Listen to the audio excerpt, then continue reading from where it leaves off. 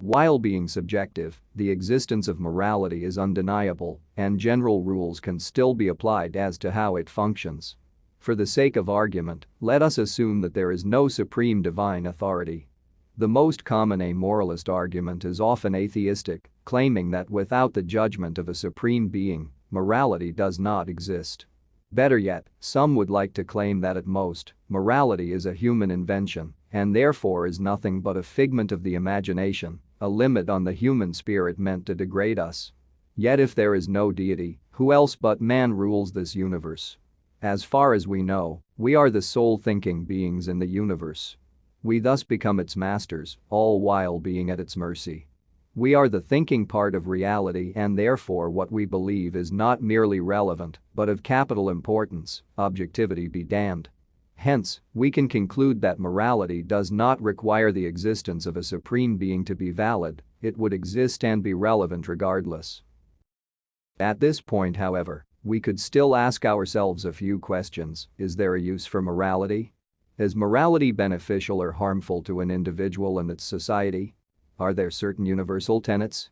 Two of these questions are intrinsically related, namely whether morality is useful and whether it's beneficial or not.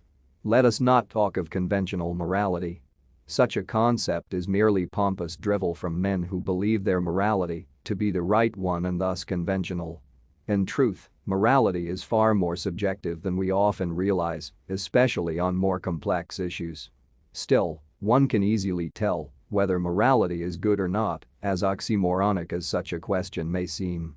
Morality can easily be defined as an individual's willingness to harm himself, to limit himself, for the sake of society, whether consciously or not. The individual must limit his access to certain resources, even if they would be beneficial to him. He must deny himself certain things he desires. We can thus determine that functionally, morality is harmful to the individual yet beneficial to society. However, in the long run, a proper morality is beneficial to the functional individual too. It protects him from the predation of others. Morality is thus a function of a man's consciousness of not only his being a member of a society, but of his capacity for abstract thought. Yet what makes a proper morality? This is where things get interesting. As morality apparently seeks the maintenance of society, a man of simple thought might believe it is possible to have a form of objective morality. After all, there must be a set of norms which determine whether a society will function or not. Though the thought is elegant, it unfortunately does not resist contact with reality. Such an objective morality would require the ability to predict the outcome of any action taken at any time, something we do not possess. This comes back to what I explained earlier, that morality depends on the capacity for abstract thought. Without it, one is not capable of examining the possible outcomes of certain actions, especially on a large time scale, and is thus unable to determine whether an action is moral or not. Though morality is subjective, we can still determine a constant: survival. The ultimate goal of morality is to increase the chances of survival of the human species, of different human races, of different human societies and of individuals. Strangely, once considered from this angle, all morality is simplified. We consider murder wrong, yet we know killing another human being is sometimes not only justified, yet necessary. We consider theft wrong, yet we know a man is sometimes justified in stealing. So you could say that the ultimate moralist is the man with the greatest capacity to evaluate the long-term impacts of actions on the greatest number of people. We could then claim that the source of all evil is merely short-sightedness. A man will commit an act we consider evil because he does not consider its impact on a larger scale. Yet people who are capable of thinking far ahead in time on a whim are actually not that common.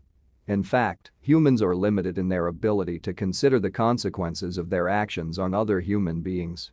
If you are interested in this, I recommend reading on Dunbar's number. This is where religion becomes important. Religion is morality simplified for the masses. As societies grow and interactions become more complex, the common individual becomes less and less able to predict the outcome of his action, and thus their morality. Religion aims to provide a common set of morals to the masses which they obey unquestioningly. When a more complex issue arises, judgment of its morality is left to elites who have a greater capacity for abstract thought. Yet in the end, religion is sufficient for the everyday life of the masses. Many variables must be considered to determine the morality of an action, and in fact, the simpler-minded will believe that even considering them will be immoral.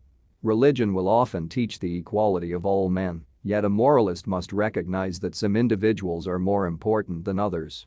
Yet in the end, morality is not an attack on abstract thought, as some would like others to believe, it is its ultimate form. It is its end result. Morality is the final refinement of human thought.